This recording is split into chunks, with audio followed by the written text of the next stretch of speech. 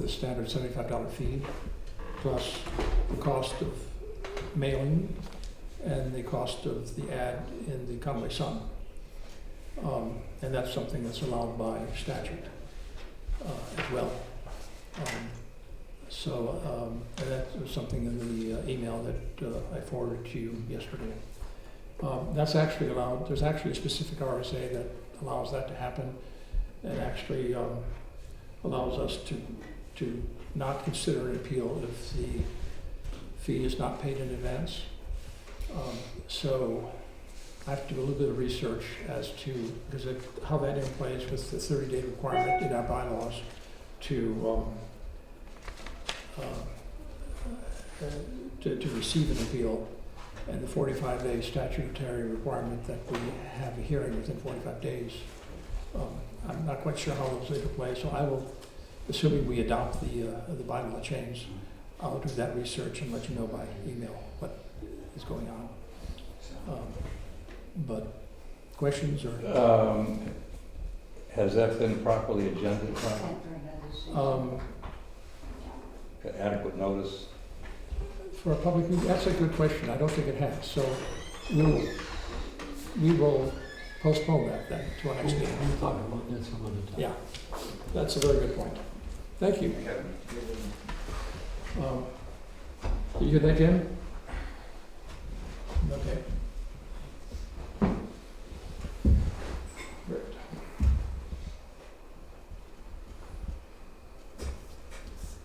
So anxious to get that done. I thought it was handy to have the meeting. But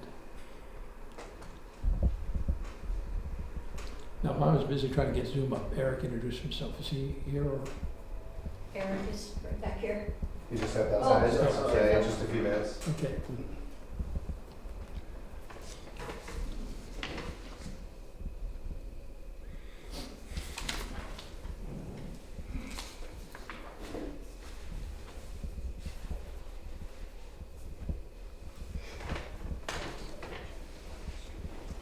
We took the watch down.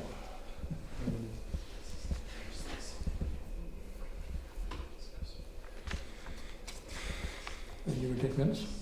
You going to take minutes? Thank you. Best I can. Okay. Joe, it's over. Oh, yeah. And are we missing Chris? This afternoon. Oh, boy. Chris Meyer. Yeah. Whereabouts? Is, do we know whether or not Chris is attending? Chris is attending, yes. Okay. Yeah. Did you try it? Yeah. Oh, all right, okay. Yeah. We go every year. Yeah, I've been trying to put something together. I don't think it's going to happen this year. They go up in September. Oh, there it is. Cabot Links.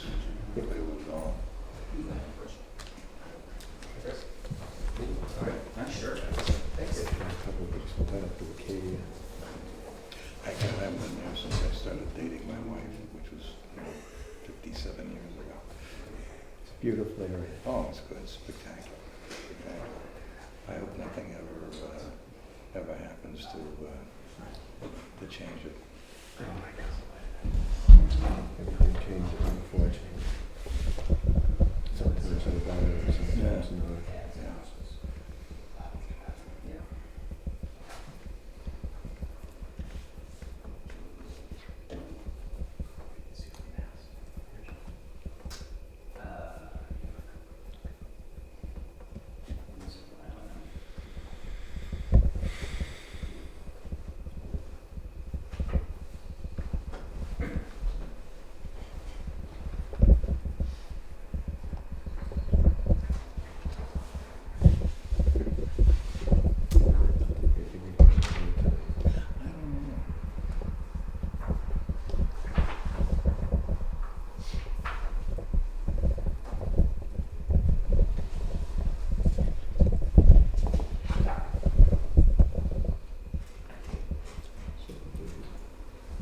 Okay, it's 7:30, so I'm going to call this meeting to order. And I'm also going to call a public hearing, open public hearing in regard of Black Mountain's appeal of a zoning ordinance violation. Before, in the interest of some economy and time, I'm going to suggest, I'd like to make some few remarks to the board and then decide how we want to go forward. I believe that, of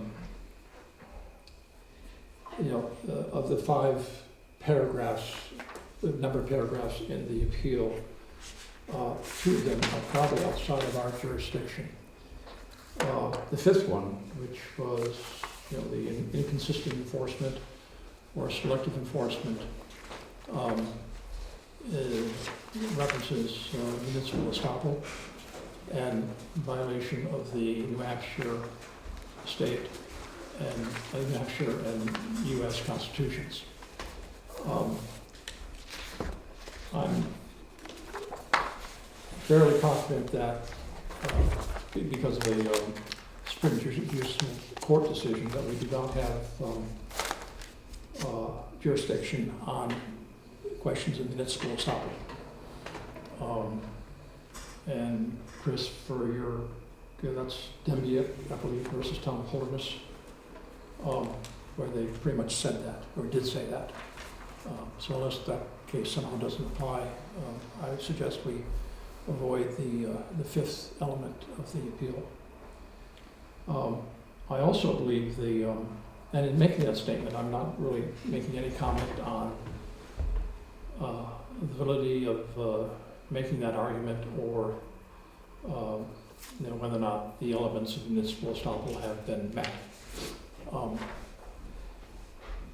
The other one I have very high reservations about is the question of the failure, of the alleged failure of the selectmen to follow RSA 676-17, which requires written notice.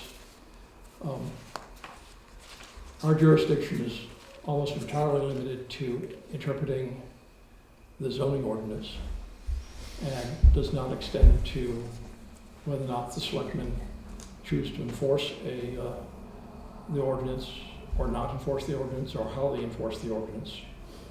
And I think for that reason that whether or not they gave proper written notice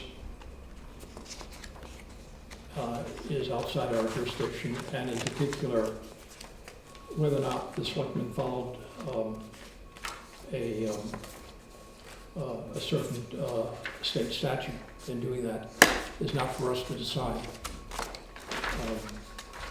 Assuming that they can't, Black Mountain and the selectmen can't come to some kind of combination, that would, I believe that'd be a question for the Superior Court.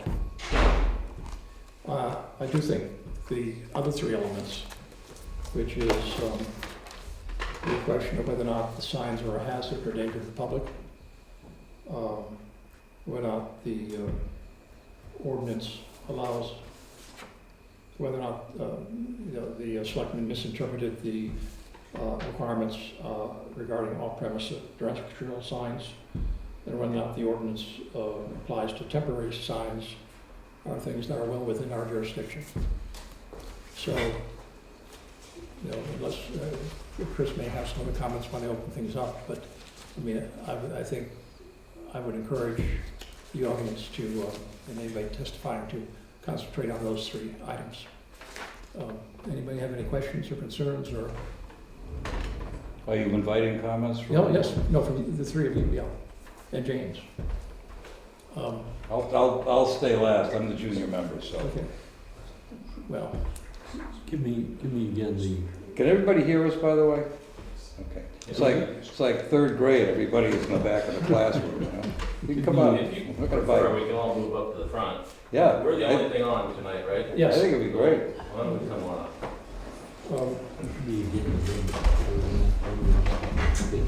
The 5th paragraph, the element. the 1st paragraph, I'm sorry. because we're being asked whether or not the selectmen violated RSA. And the 5th paragraph, which is alleging, I think, municipal estoppel and selective enforcement and violations of the U.S. and New Hampshire constitutions. I think both the 1st and the 5th are Okay, got it. And I'm confident about the fifth, at least as it refers to municipal estoppel. And I seriously doubt we have the jurisdiction to decide whether or not the Constitution was violated here. Okay, got it. And I don't know if there's going to be any other comments on the review, Peter, so. Well, if you want me to speak, I'm happy to. Yes. Never. You Well, have, well, let's start with the easy one. The applicant, the appellant hasn't raised jurisdictional issues in his pleadings, in his papers. So they are not objecting to this board's jurisdiction. That's for one. So to the extent that they had any objection to our jurisdiction, my opinion would be that by not objecting, any jurisdictional objections have been waived by the applicant. But beyond that, we have broad powers under section 19.2, 9.2.1 specifically, to hear and decide appeals where it is alleged there is error in any order, requirement, decision, or determination by the Board of Selectmen or the building inspector or enforcement of this ordinance. So clearly, they are appealing a decision by the Board of Selectmen. It was signed by the board, and the appeal yes. has as its genesis that order. So I think that in a very broad sense, we do have jurisdiction to hear this appeal. Yeah, But I let do me agree, just yeah. finish. The other thing is that what you're raising as jurisdictional issues, Frank, really, these are grounds that they have raised that either the decision of the Board of Selectmen should be vacated or modified. Whether it's a constitutional ground or otherwise, I think it's within the ambit of our jurisdiction to hear it. And more specifically with respect to 5, which is where they raise the doctrine of municipal gloss, and I haven't heard that in 25 years. But it relates to the zoning ordinance, which we are duty-bound to enforce and to interpret. So my opinion is we've got jurisdiction under those bases. The fifth element, there's a Supreme Justice Court decision which says that the statutes do not confer on the zoning board jurisdiction on questions of municipal estoppel. So that's why I was very reasonably confident that we don't have jurisdiction. On the first one, I don't have anything to cite other than I'm uncomfortable trying to decide whether or not the select board violated a New Hampshire statute.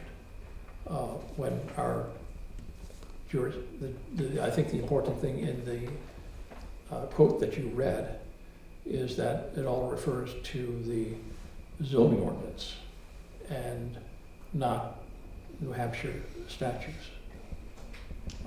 But I understand what you're saying. Their objections, although they raise municipal gloss, which is a quasi-constitutional ground, it relates back to section 13 of the zoning ordinance, our signage zoning ordinance. Yes. So, for example, if they said that the town had waived the right to enforce this by its conduct, I still think that would be within our jurisdiction. I don't think that we should be frightened away by the fact that there has been an argument that the town has violated the Equal Protection Clause of the New Hampshire U.S. Constitution. But maybe, I've given my opinion, but let's hear from the applicant as well, whether or not there are any jurisdictional bases upon which they feel we do not have jurisdiction. Yeah, fine. I don't have an issue with that. Other than obviously they believe we have jurisdiction because they made that argument. Well, whether or not, perhaps We'll be surprised. we ought to put to them whether or not they are waiving any jurisdictional argument. And I agree with you. There is a case out there, and I'm not sure whether or not jurisdictional impediments can be waived. Just like in court, you can't waive jurisdictional limitations imposed, for example, in federal court. but I'd like to hear from the applicant. Okay. Well, I mean, this was the point in the section hearing anyway, that we'd ask the applicant to, provide an oral argument supporting their appeal. Sure. So, I think usually we go first. Yeah, you do. Not a colloquy beforehand. well, But I think, was trying to first let you know my concerns, but also try to narrow the arguments if you felt I had any merit. and I do not. Okay. I think perhaps the Holderness case talks about whether you can apply municipal laws to change your interpretation of the ordinance. But certainly as to one, that's your job to decide whether the selectmen did their job in issuing a notice of a zoning violation. And here, they violated the statute. The statute is fairly clear that you cannot fine someone, which they did, before providing written notice in advance. And you're fined $275 for every day after that written notice. There is no evidence in the record from us, from the selectmen who could be a party to this action, or that was presented to the selectmen at their hearing that they provided the applicant written notice. So they've stepped beyond their jurisdiction. It's this board's job to say, as the appellate body, you were a zoning board of adjustment, whether that action was correct or not. Certainly on a variance or a special exception, that's a different animal. But you also have jurisdiction under 674 through 33 to hear appeals. This is the only board that we can go to check the power of the selectmen and ask somebody whether they did it correctly or not. We say they did not. And I don't know whether you've had the opportunity to speak to legal counsel as to whether they believe that number one is appropriately heard by you, but I would suggest that it absolutely is. Okay. And that under that standard and under the statute, they really didn't do the right thing. Barbara, you'll have an opportunity. I just wanted to ask if you could refer to the board as the select board. Okay. Thank you. What did I do? The board of selectmen. Okay. Select board is fine. Thank Okay. you. I've heard different things from Yeah. Conway Board of Selectmen Mhm. chastise somebody for referring it to the select board. Yeah, just we made a motion actually in a meeting a couple of years back to, so I just figured I'd clarify that. Thanks, sorry to interrupt. Okay. So the only thing I would just say on that point is that if that decision was made a couple of years ago, I would say that the Town of Jackson letterhead that we issued linked to us says the Office of the Selectman. So maybe something that you want to look at. So the only thing that I would Sorry, add, your name? I'm Eric Mogensen, by the way. Okay. Nice to May I meet ask you. before we get to that, I'd like to hear straight, I assume you're counsel, I don't know your name. Yes, sorry, Chris Meyer, Council for Black. And my apologies too, this is Alex Good, our Assistant General Manager, and my Chief of Staff, Tucker. So Nice to meet you. thanks for having us. Clearly you said we had jurisdiction in Yes. this case. All right, I'm not sure whether or not a waiver is constitutionally proper, but are you waiving any objections to our jurisdiction to hear and decide this complaint in your appeal? No, I think you have the ability to hear this appeal. Whether somebody else also has concurrent jurisdiction, I don't think so, but perhaps that's out there. But I think that we have to come to this board before going to the Superior Court for any of these issues, and therefore you have original jurisdiction. My question would be, what other course of recourse would you have us take? If we don't come My to you? or do we- argument was that for your points number 1 and number 5, the place for original jurisdiction would be the Superior Court. Only if we disagree with your decision here. We can't go to Superior Court prior. Like if we brought this to Superior Court, I think we would be super subject to a motion to dismiss because we didn't follow the procedure coming first. I think, well, I mean, would you, likewise, would you waive us, seeking a motion, or would the town waive a motion to dismiss because we didn't come to the select board originally on points 1 and 5? I can't speak for the town, but my understanding of what you have to do is take those two arguments, steer the court, while you can still take the second, third, and fourth arguments to us. I don't think we have jurisdiction, but we haven't really decided that. But the statute doesn't, or the rule doesn't say that if we disagree with your reasons because of apples, we come to you. And if we disagree with it because it's oranges, we go someplace else. There is only one path forward. Can I, Yeah, can I ask you a question? What is it? Frank, can you move the screen a little bit more toward you? I'm having a little trouble, yeah, that's better. What is it that you're hoping to accomplish here? To get the $275 fine?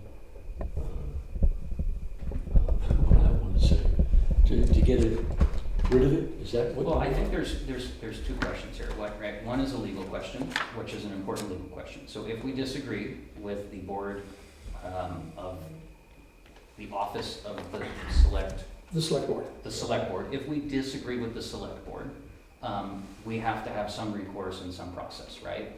That is very important. Yes. Whether it's about a $275,000 or $275 fine for a sign, or it's because we put a building in the wrong spot, or we disagree something. That's fine. If you want to get rid of the $275, I just want to understand what it is you want to accomplish, because we're talking about a lot of things here Yeah. that really One don't is- have a lot of bearing on whether you might be able to get rid of the $275 fine. So maybe Agreed. we can just move on And that, to. But the second reason is, and I will move on, is that for me also, I do believe it's a question of fairness as well. There's two equal pieces for me Okay. being here today and not paying the $275 fine and challenging it. And one of them is, of course, I drive down here from the mountain this evening and I pass 3 sandwich signs that are nearly identical to ours. There are cars parked all over in front of the Wildcat on both sides of the line, and there's music blasting outside, right? And you have to understand that the characterization of that ticket and that fine was extreme. It was reported in the Conway Daily Sun. It's a very, very meaningful thing. And I do believe that it was inappropriate applied. So we obviously have a legal argument. And you understand that we can't do anything about the public, that's not why you're here. Yes, absolutely. I'm here because I believe the fine was improperly applied. Chris believes it's improperly applied from a legal standpoint, based on points 1 and what have you. And I'm here because I believe it was improperly applied because of the reality of it. And the reality of it, which I think is the question you're asking, is that we had a sign that directed some parking on a busy day that we were giving away some lift tickets on July 4th or whatever it was. So, let me just, I understand your argument. And I don't think we made any decision yet about jurisdiction, but let's go through all 5 of the argument, all 5 points. to understand. I would say bottom line, that's what we're looking for, is to vacate the $275 I appreciate that. fine. I mean, that's the most we could do. Yeah, But I'm trying to understand your arguments. I understand your argument on, well, I think we're gonna have to do some fact finding on whether or not notice was provided by Dalton to at least Marlboro. Or Chief Furley. But I think I understand you're indicating that that particular state statute was violated by, because you did not receive notice. I understand that argument, but how, and I think we all do, how about the other 4? Sure. So I'll start with that one, but so even if Chief Purley says that his notice that day was appropriate notice, which we would allege that it's not, it's gotta come from the Board of Selectmen, they're the enforcement mechanism for the town zoning ordinance. It's every day after the date. So he would, if the signs remained after that date, if there remained another day after the written notice, then it's appropriate. Yeah, for- understand. So, It would seem to me that the building inspector, who is also the code enforcement officer, Yep. I would think, That would probably- notice from him would be okay. That would probably. The selectmen don't have to do everything themselves. Correct, that would be appropriate as well. In this town, if they've delegated the authority for enforcement of the ordinance, that would be appropriate as well, but the same argument applies, that it has to be every day after I that. understand that, I read the statute, and I understand that. Okay. What was the first time that Eric or Black Mountain received a written notice of the violation? Written notice, I'm not sure that they, The written notice was received after the written notice was received on 7/9/2005, so it would have been. From the select board? From the but select board. That's but the violation notice. building inspector sent something earlier, right?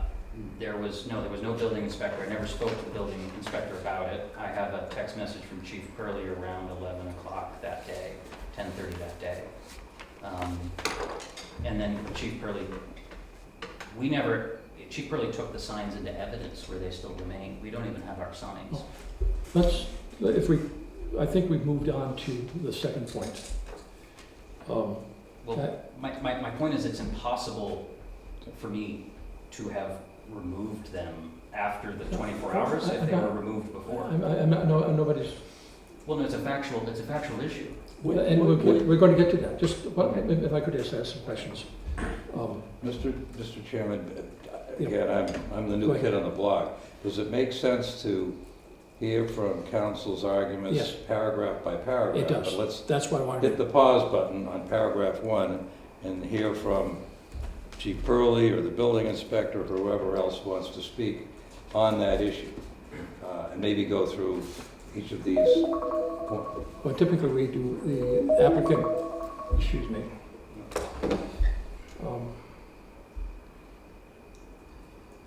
James, I'm sorry about that. Typically, the applicant presents his whole case, and then there's rebuttal. Fair enough, okay, all right. But I think it would be useful to understand the sequence of events on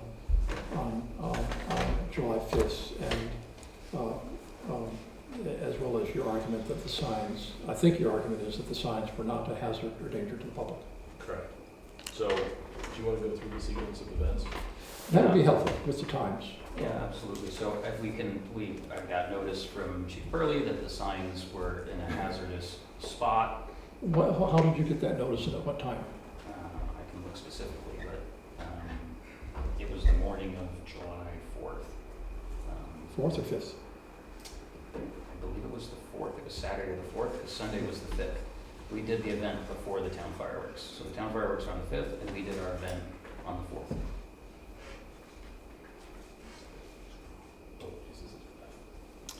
Was that notice verbally given or in writing? Oh, sorry, Saturday the 5th. Was it Saturday the 5th? Okay, so the town fireworks were the 6th. Sorry, it was Saturday the 5th. So- Was that Saturday? Okay, and that was it sounds like that was a voice message? Text message. Text message, okay. So it was in writing? Yes, that morning it was, yes. That was on July the 4th, 5th, 5th, 5th. at 10:30 or so? 10:30ish, yeah. Do we have that, is that part of the record in this case? We don't, not yet. All right, perhaps we should. We would like a copy of that. And then, what was the scope of that text message? I would have to look it up. I don't have it memorized, unfortunately, but I can definitely take a look at that.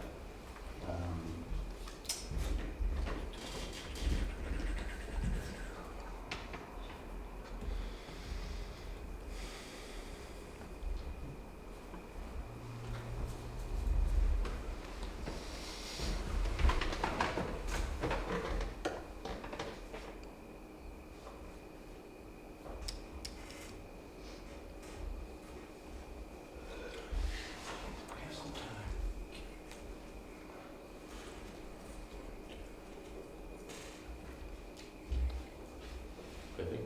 Perhaps in the interest of One time. was actually 1:33 p.m. That's the first text message I have from Chief Curley. And could you want to read the text message? Regarding your signage on Route 16A and B intersection, they're not only obstructing clear view of traffic, entering the roadway, signage cannot be erected or displayed on Jacksontown property. Further, all signage, whether public or private, needs to be zoning compliant. I've disassembled this signage. Please have it removed immediately from town property. So, and we took a photo of that by disassembled. Chief Curley had laid them You down. moved on it their across side. the street.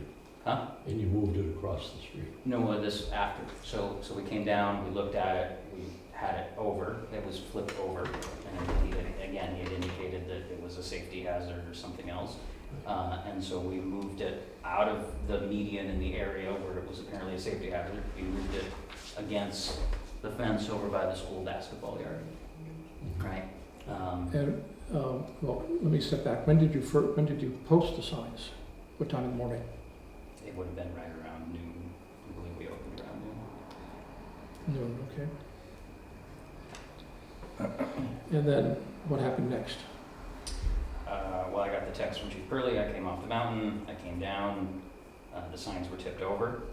And we moved them across the road and got them out of the roadway. And I met Chief Curley. I believe Chief Curley came back. And I said, I sent Chief Curley a photo of signs all over town. And I said, we see these signs. And he says, I don't really do what about go.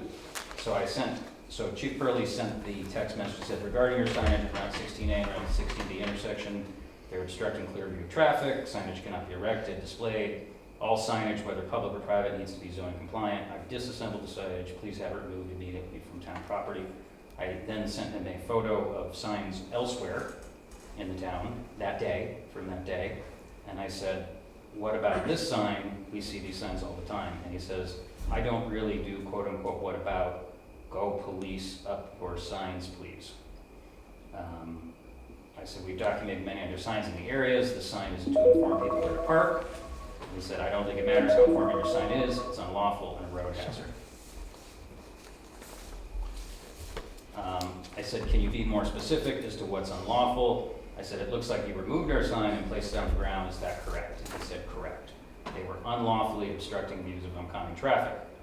I said, I disagree. It was a simple signage to point out to lots of out-of-town folks of where to go. Regardless, we've moved them across the street to address your concerns about quote-unquote obstruction of traffic. And I said, I sent you a photo. And then he said, if they are on town property, they are violating zoning rules. And I asked, is that your department chief? Is town property in 16A and 16A on the far side of the covered bridge? Because there's signs there. Actually, all town departments work together to ensure rules. And we went back and forth. So I actually informed him that we had moved it across the road where it went. And then But still on town property. School department, school property. school district property? The school district property. But again, the initial piece was that it was a safety hazard and it was unlawful. Well, it probably was. Potentially, and so we immediately came down and we adjusted and we moved it across the piece, right? And then obviously that was an issue there, and then the signs were removed. How did you find out it was an issue on school property? Chief Curley told me, Personally? I believe so. And took And took them. Hmm? And took the signs. took the signs. Chief Curley took the signs. Yeah, The but signs- Why didn't you take them? Huh? Why didn't you take them?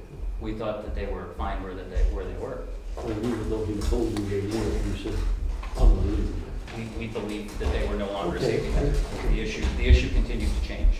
But, It was an unlawful road hazard, and then it was a zoning violation, and then I questioned where the zoning was, and then there was a debate as to whether or not the school would allow them, because we have a great relationship with the school, and so I had asked Chief Curley if we could reach out to the school board. He said he was not able to give me that information, and eventually the signs were removed. I will note it's also not really school property. That's the DOT right of way there. It's DOT's right of way. They have signs in their right of way all the time and throughout town. So I think there it's a 66-foot DOT right of way. That's a state road, I believe. So it wasn't actually on school property. It was on within the DOT right of way. but still on premises. So as I continue, because there's an out sign with balloons on it, have you contacted the chief? For example, there's many cars parked. I think we were talking about what happened with your signs, not was happening elsewhere in town. Yes. We'll get to that later on. That's a separate point of our appeal, okay? So then, we went to he said, per the chair of the Jackson School Board and the superintendent of SAU 9, please remove the signs. I said, do you have their number? I said, I'm not at liberty to provide those if you do not have them. I need to hear from them. This is obviously, I said, do you intend to issue a citation? He says, you have to move the property. I said, Chief, I believe this is just a simple communication issue with Jackson Elementary. We have a fantastic relationship with them. Did you receive a complaint for them, or did you call them directly? You're welcome to call the board chair, give them my cell phone. I usually only deal with the admin team. He said, you have 15 minutes. I'm not going to signify your constant barrage of insults with a response. 15 minutes till what, Chief? Till the sign's removed by you. I said, we are in the middle of an extremely busy day. We have a full lot and lots of people on the lift. We are in the process of reaching out directly. It would be very inappropriate to remove the event direction signage before we have an opportunity to chat with the school more directly. I'm sure you understand that there's zero harm being done here. And so, this is not my point that I'm trying to make, is that we were told that it was a issue around 1 o'clock. We came down, we tried to fix the issue, we moved them across the street, we put them on the school, but we have a good relationship. We were told that it is now a zoning violation and it needs to be removed. That was something that we questioned. Like, we're allowed to say why and how and what, and asked to contact the school and see if we could work something out. Prior to that, the signs were taken into evidence, which we still have not received back. So that's my... May I want to have Go you ahead. finish, but let me just see if I can understand it. Where was the sign located at the time that Chief Furley sent you the text? They were in the triangle here in front.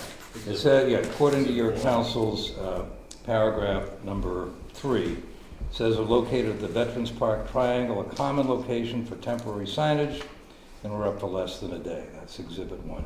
That's where the sign was before Chief Purley. Correct. I've seen it, all right, but Yeah. that was town property, correct?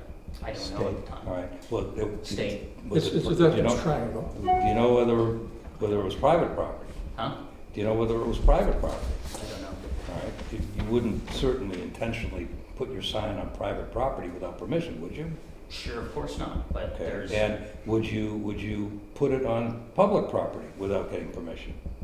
Yeah, I believe it was, And- I mean, I've driven around town and there's plenty of signs. That very same day, there was a sign. May I take your response as a no? You wouldn't put it on public property without permission?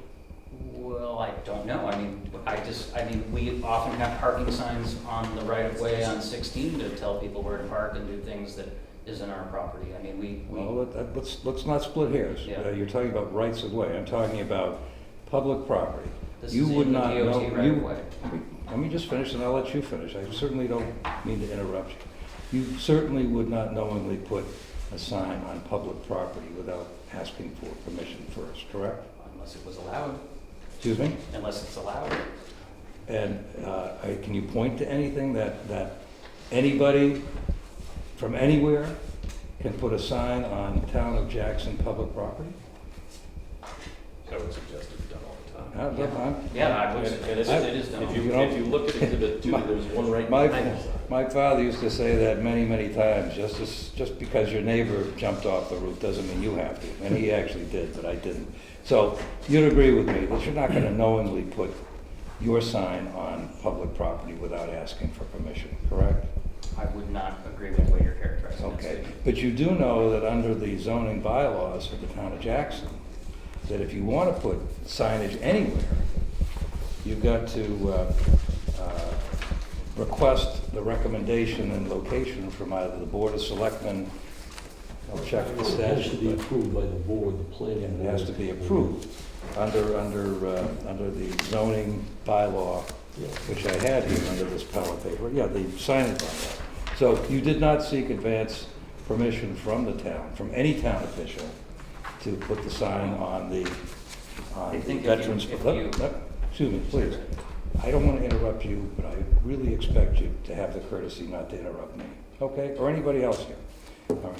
So you did not go out and seek permission from anybody within the town to put the sign on the Veterans Park triangle, And correct? I'd object to the question because Okay, well, you. A, it's not town property where he put it, it's within the right of way. And B, I disagree with your premise that you need for a temporary sign, permission from the town to put a sign on DOT right of way. Okay, I don't see that you say here in your pleadings, Counselor, that this is a right of way. I'm saying. You well, I'm holding you to what you wrote, okay? And you say that it says it was located on the Veterans Park Triangle. Doesn't say right of way, does it? It Sir? is in the right of way. That doesn't say that in your pleading, correct? I'm not limited to my pleading. This is a hearing. I understand, all right, so let me go on, sir. So you were alerted to a problem, an issue by, what was it, Chief Pearlie? And you then took the sign and moved it across the street? Yeah. Correct. All right, and what property, who owned the property across the street? Well, again, it would be within the right of way, and I believe it was on school property. Okay, And again, I moved it across the street because it was no longer a road hazard, because how it was explained to me is people couldn't see. We'll get to the reason, but so Yep. you were alerted by Chief Pearlie that it shouldn't be located in this Veterans Park Triangle, correct? Yep. And when was it, at that time or thereafter, that Chief Pearlie sent you the text message? It was, I believe I said 1:30, we're around You said 1:30. 1:53. Was it 10 minutes after you moved the sign, a half an hour, an hour? It probably would have taken me an hour or so. Okay, and so it was that time, about an hour later, that Chief Pearlie sent you the text, correct? No, Chief Pearlie sent me the text about the sign. I came down within about an Got hour. it, all right, And I'm then- sorry, I'm trying to get the timeline. Yeah, then it was My apologies. So you got the text from Chief Pearlie, you read it very fast, so I couldn't fully understand it. Maybe the chief has a copy of it someplace. But in there someplace, he said that locating the sign on the Veterans Park Triangle violated the town zoning ordinance, correct? It was specifically around the obstruction of traffic. But didn't he tell you And at then he that added time in that that you it was a couldn't have zoning violation. signs on public property?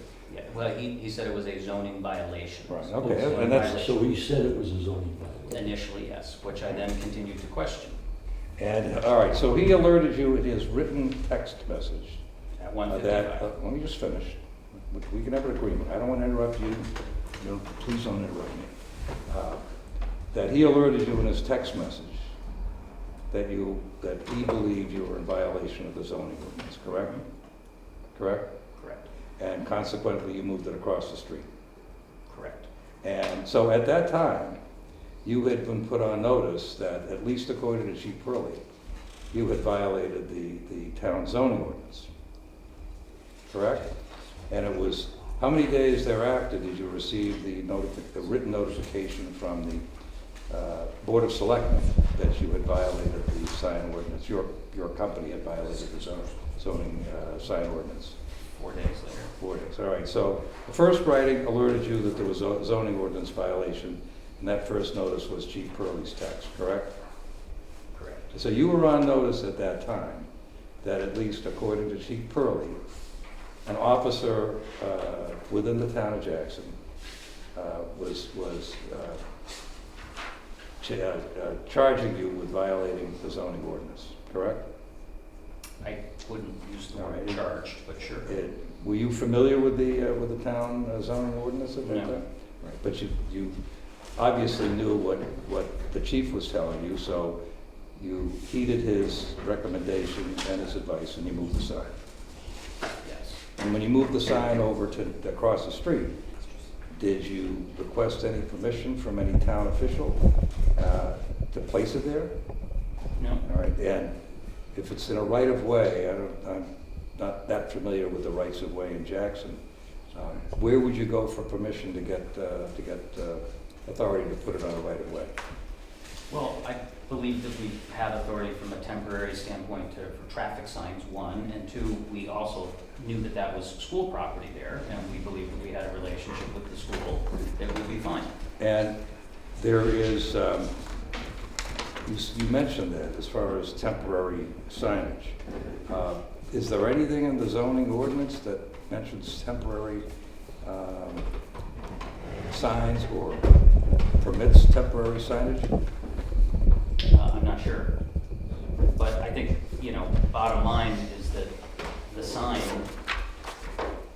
was removed by 4 o'clock by Chief Burley himself. So the sign could not have been up, and thus a violation didn't even last 24 hours, much less have 24 hours of notice. But you'll agree with me, but the zoning ordinance doesn't say a violation has to occur for 24 hours. It could occur for 10 minutes. Correct. Correct? But a fine specifically, a chargeable $275 fine specifically requires, and the case, Swanee v. Lieber specifically says, while we agree that the defendant may not be excused for a lack of knowledge of local building codes, he may not be fined under civil penalties unless given reasonable written notice.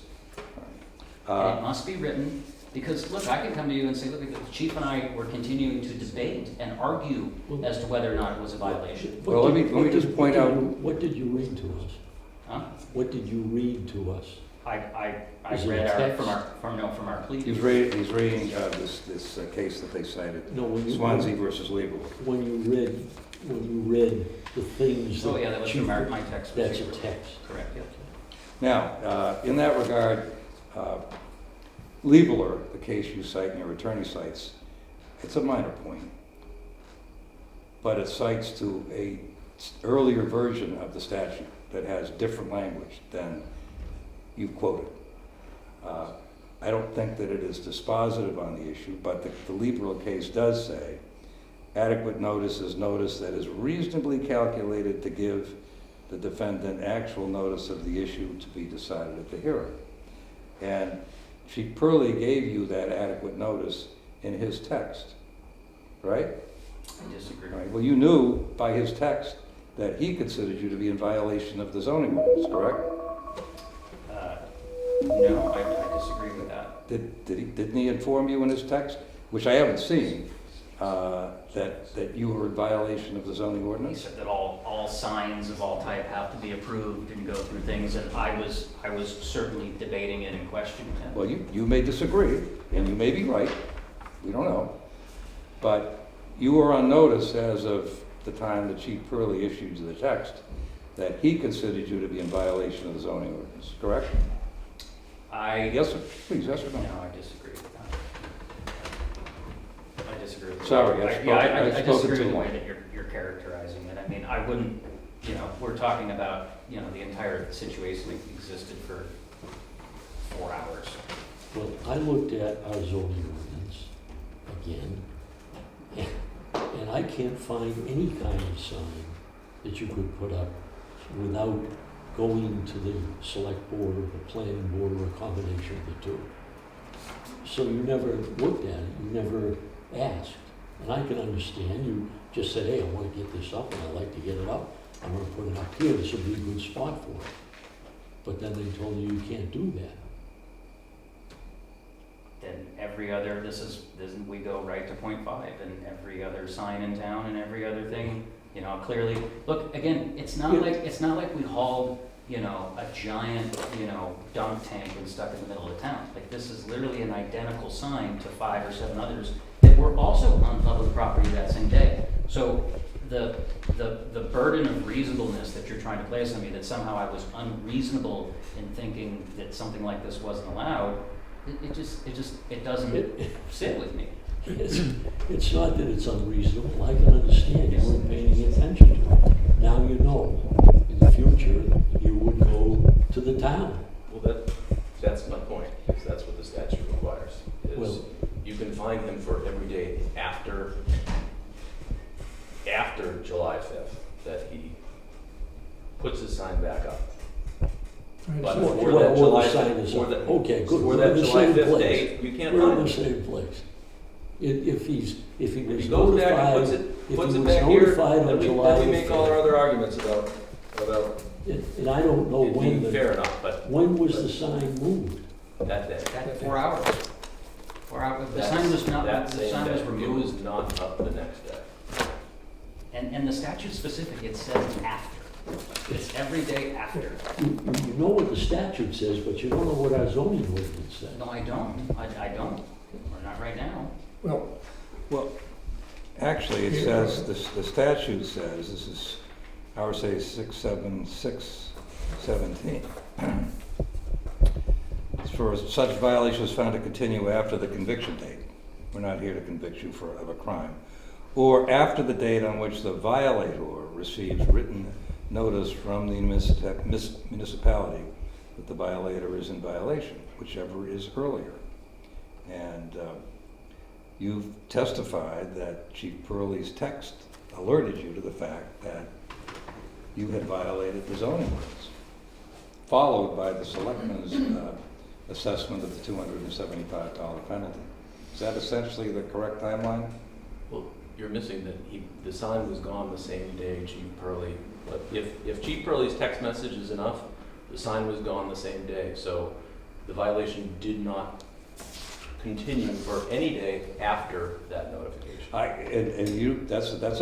That perhaps is a valid point, counsel, but I don't see anything in the zoning ordinance that says you're in violation, but you can exercise self-help and cure that violation by moving it within a minute or an hour or a day.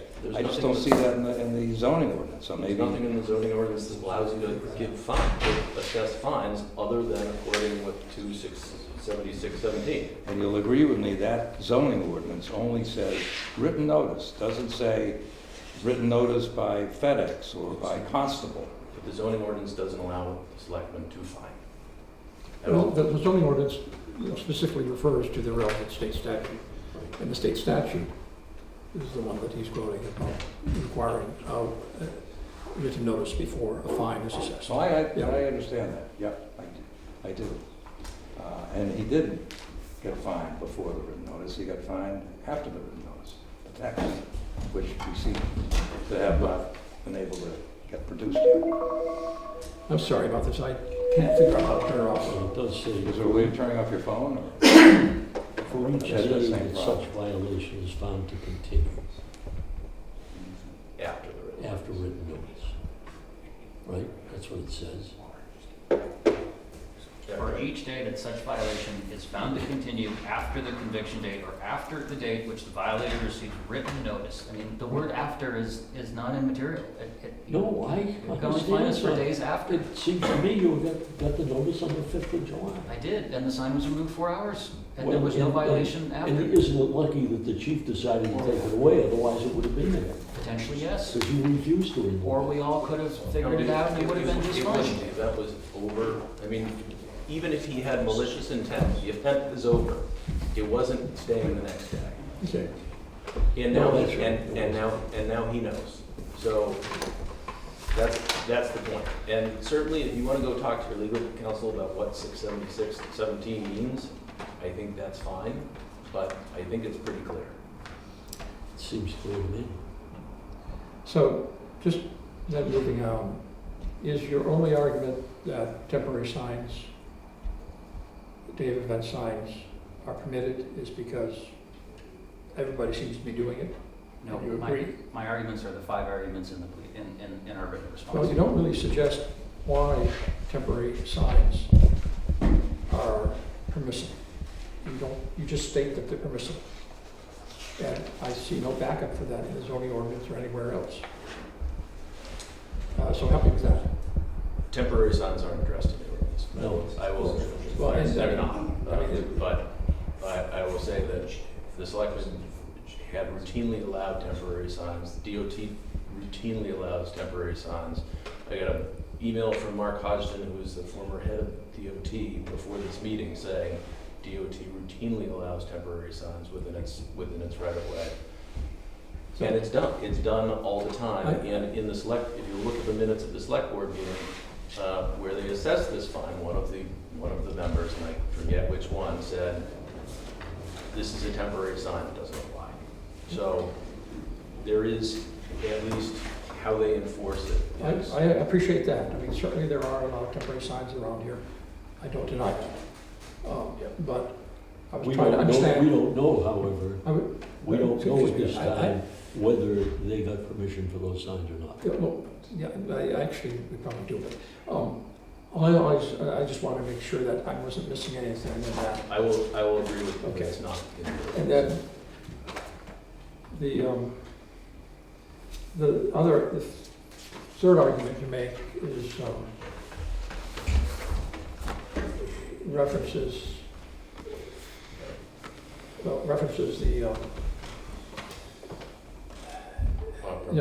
you make the statement, signs clear of the town has adopted procedures for approving signs, but since you made no attempt to get permission ahead of time, you don't know how the town might have responded. It might have been simply call the chairman of the planning board and arrange for a meeting, or something else. But I also would have equally assumed that the town would be fine with a small sandwich board to direct people where to park. You shouldn't have assumed that. well, I just want to understand. I just want to understand your argument or your council's argument about point number 3. That I don't see, other than your argument about there are signs all over the place, I don't see anything in the zoning ordinance that says you can put up a sign without getting the planning board or select board's approval, or both. Well, that's why we specifically said it's unclear. That's why we Well, said I wherever don't it's see why It's unclear. not unclear, it's very clear. I mean, read the ordinance. Now, I grant you, the select board may not be enforcing that part of the ordinance. In fact, that's kind of blatantly true, from my observations. How do you know that? Uh, Okay.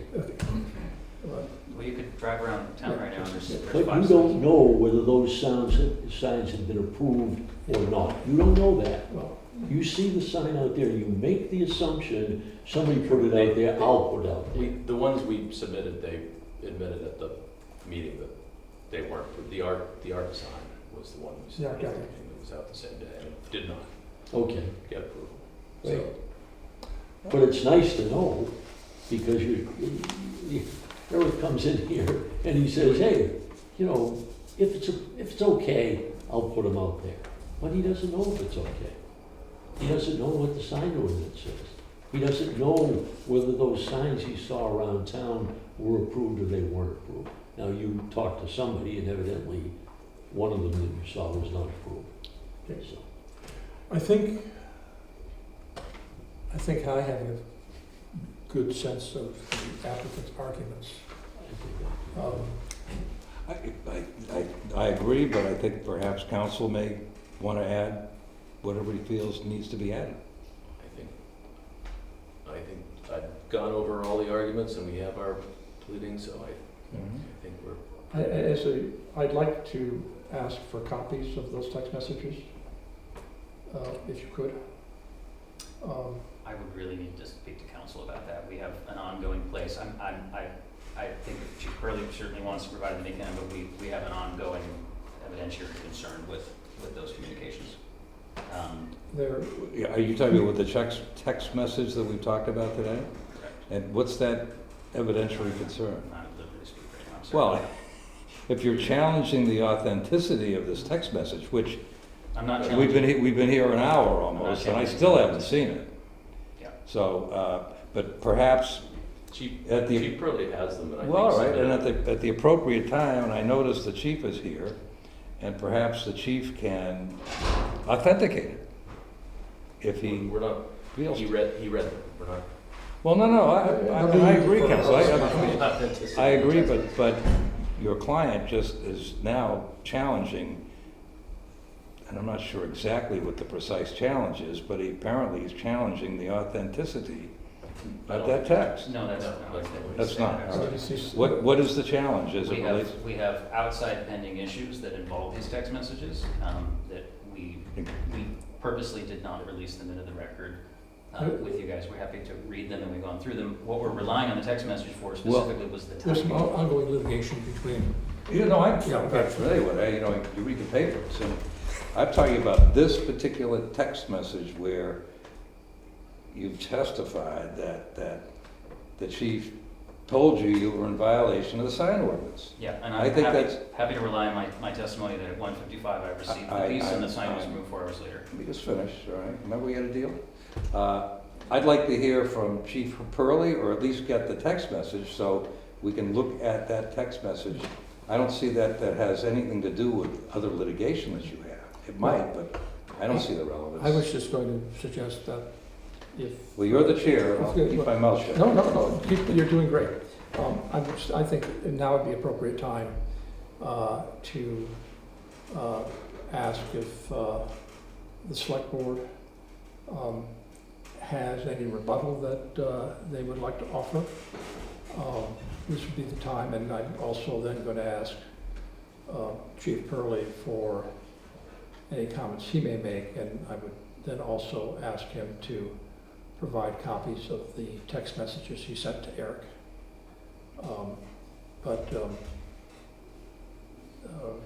So Barbara, I think if you want, you have the floor. Yeah. Barbara Campbell, Chair of the Select Board. In the violation that we did issue, it's noted that Kevin Bennett, our building inspector, did notify Eric of the town sign ordinance in a letter. So he was notified of the ordinance in that letter, so he did have the opportunity to know what the sign ordinance says. Do you know when that letter was sent? June 5th. June, yeah, it's in the violation notice itself. Right. That's a good point, I was gonna ask somebody for That's that. number one. The other thing I will leave to Chief Hurley, because he was the main party involved there, but I will say that most of the signs that are being referenced, and I did not see the pictures, have previous permission, or if we have found them, we have contacted the owners of the signs and they have removed them. So we haven't really had any contested issues to speak of folks not removing signs. And I don't know of any others, so. I know that Eric also spoke of right-of-ways, cars parked on, in front of Black Mountain, Black Cat Inn, and I know those are approved as well. So I think Chief Hurley probably can speak better to that. So that's all I have to add.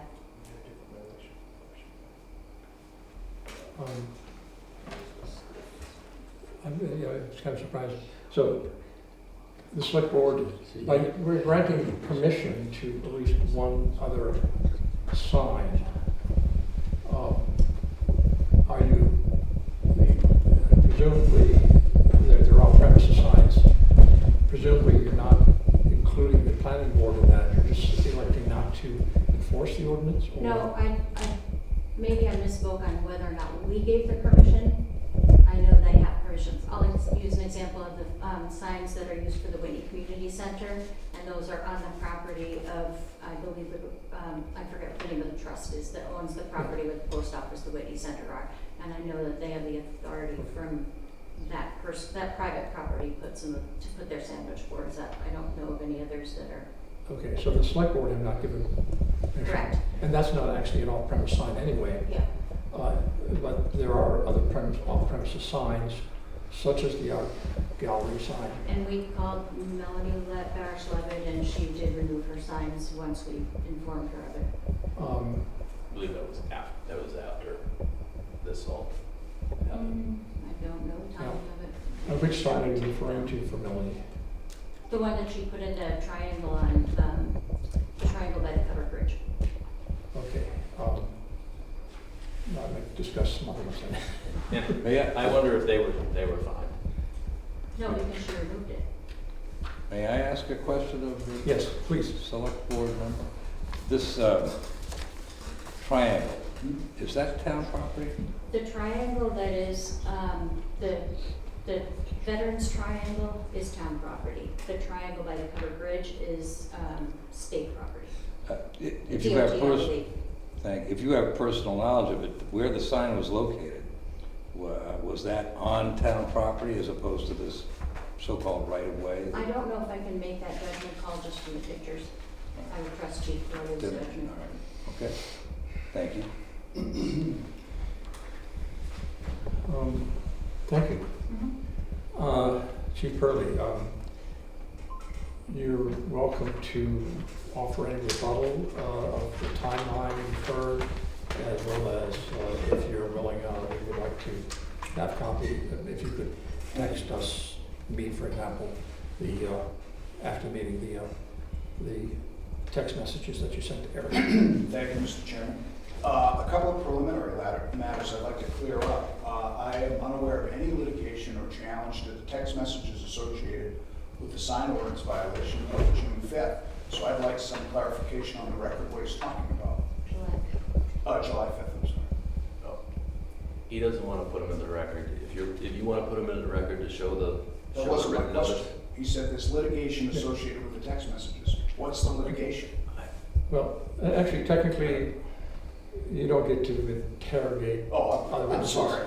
My apologies. You get to speak to us, and if we want, we can ask the questions because he will have, Yes. Chris will have a chance to rebuttal after Mr. this. Chairman, I would like the question to be asked that since Eric Morganson said on the record that there was litigation associated with the text messages of July 5th between himself and I would like a question posed to him on the record. What exactly is that litigation? I'm not sure that's exactly what he said. And do you have any other comments about the timeline? Oh yeah, I have a whole presentation. Also, the preliminary matters, I believe, and I'm certainly not the zoning expert, but I believe the zoning ordinance says public or private property or any property. I think that's what it says. It covers all property. All property in Jackson. Covers all signs So in Jackson. I think the argument of right-of-way versus private property versus public property is de minimis. If the statute says, or ordinance says all property, then right-of-way is under that umbrella of all property. Furthermore, a right-of-way is not ownership of property. The state does not own rights of way. They have rights of way through other people's property. So I think that argument of, well, it's a right-of-way is de minimis and should not be considered. Furthermore, they made the allegation that they were traffic signs, as if that has some kind of special application in the ordinance, of which I would point out there's no language in the ordinance about traffic signage. One of the signs said free lift tickets. I would submit to the board that free lift tickets is not a sign associated with traffic, if in fact that was to be considered a mitigating factor. I just want to make those preliminary points. Now, in association with the timeline and the facts, I have a copy of the report. I think you already have a copy, Chris, don't you, of the police report? No, I got it. And this is really so that you can follow along if you need to, so there's no ambiguity about what's said versus what's written. I also have a copy for Mr. Wasco upon his return.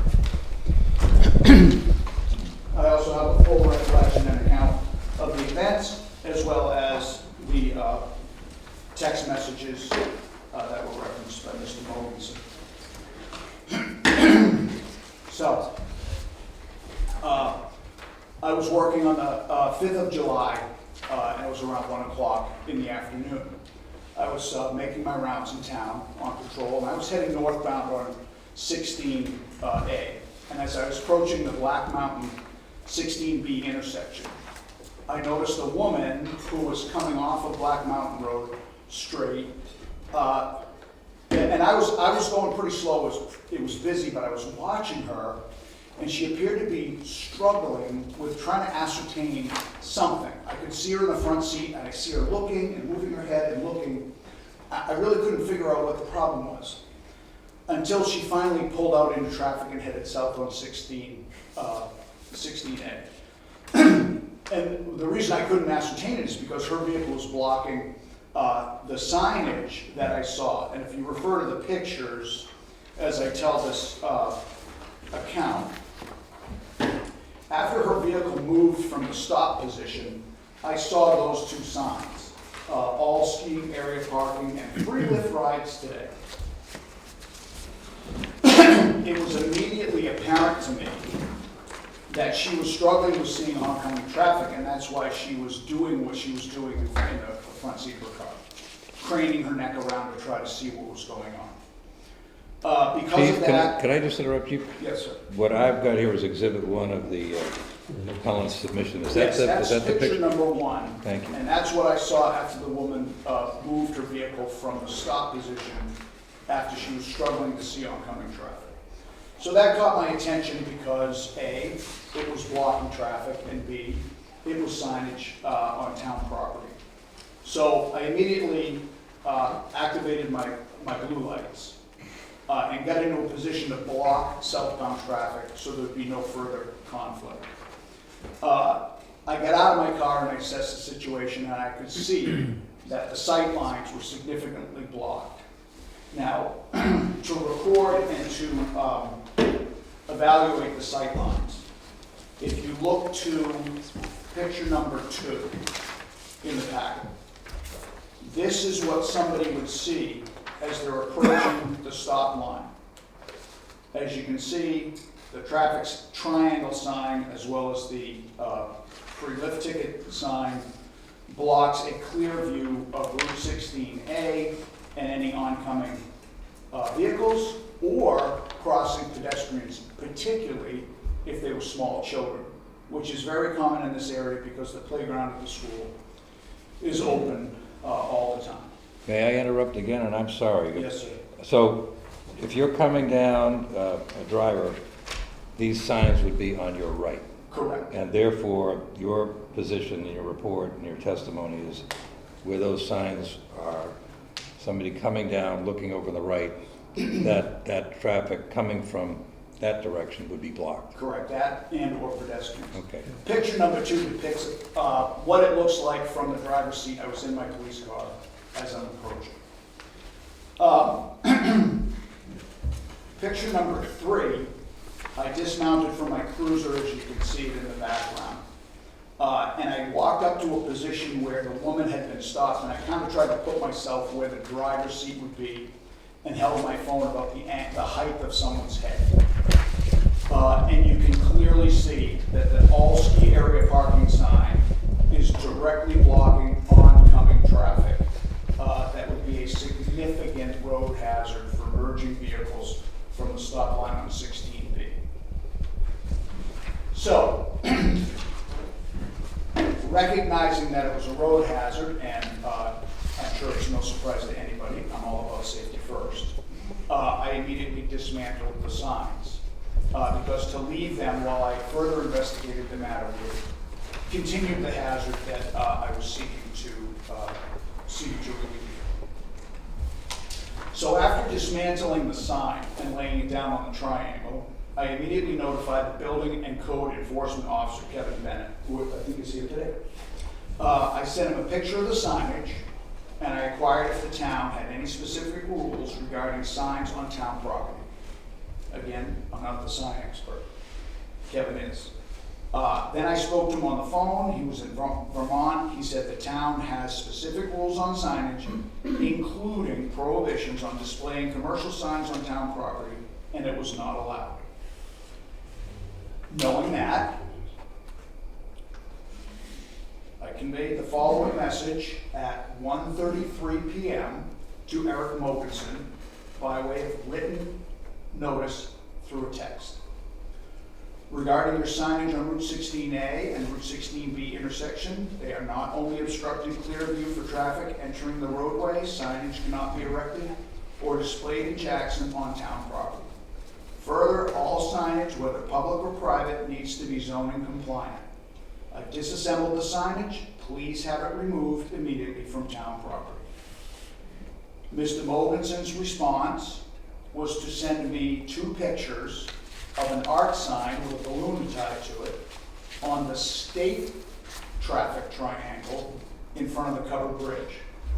That property is not town property. It is state property.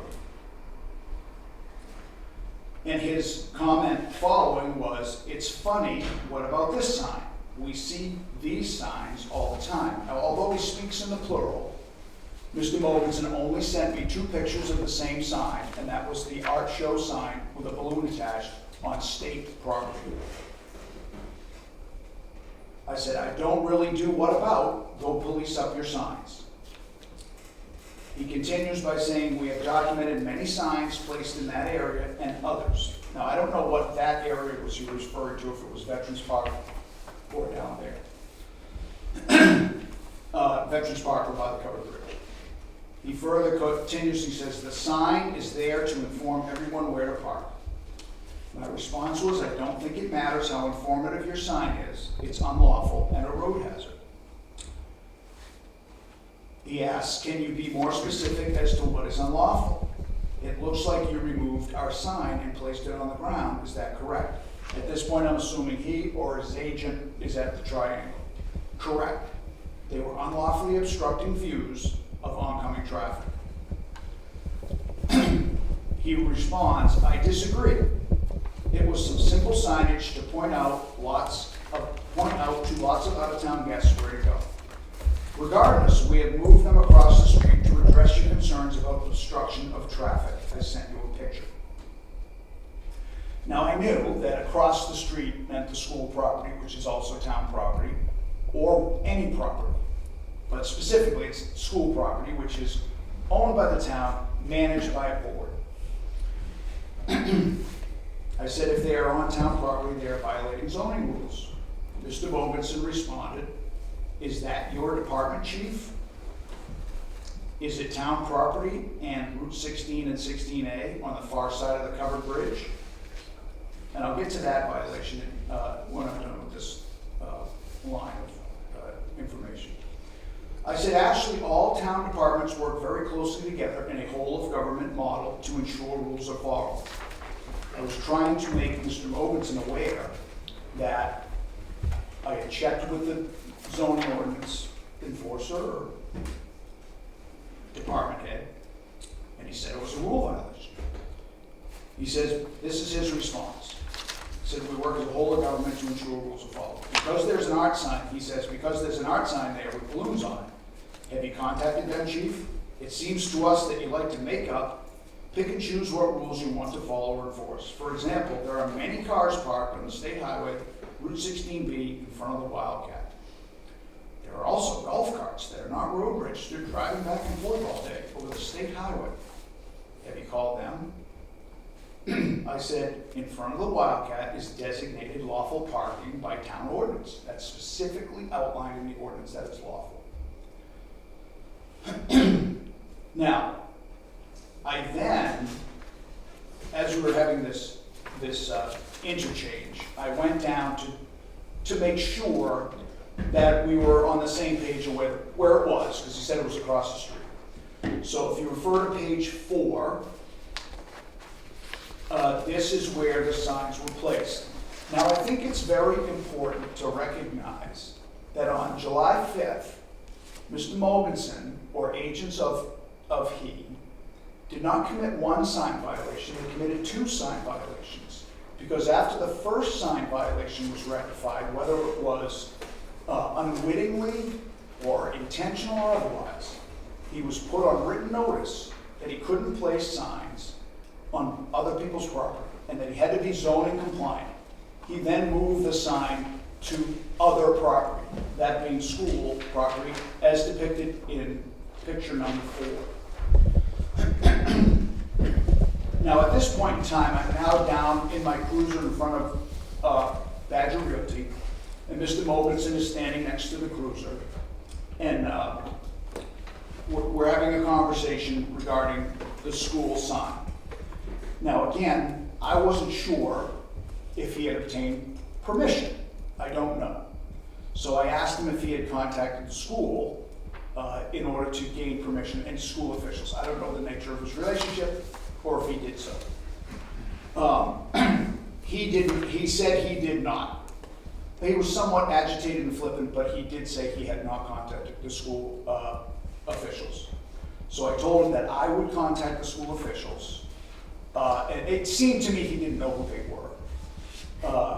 So I said, I'll contact the school officials and I will apprise them of the situation, and then I will let you know what their decision is. So, with that, I contacted the chair of the school board. And I did that at, excuse me, voice getting a little raspy. I did that at, it's now 2:25 in the afternoon. I included a picture, the depiction number 4, in a text, to Jessica Delavala, who's the chair of the Jackson School Board. So I sent her the picture and I said, did you, as the chair of the school board, want these signs on property? I waited a period of time and she responds as follows. Hi, Chief. Thanks for reaching out. I reached out to the superintendent and principal, and while we are so thankful for Black and how good they are to our students, we think we will have to ask them to move the sign. Please let me know if you need anything or anything else, or you can reach out to Amy as well. Amy is a reference to Amy Rapido, or Amy Frechette. She's the superintendent, Dr. Frechette. I said, thanks, Jess. I'll convey the message. If you could provide Amy's name and number also in case I need it to contact her. And then it dawned on me it was Amy Frechette. I already had her number. I'm going to jump back to Mr. Mobinson's message. And I said to him,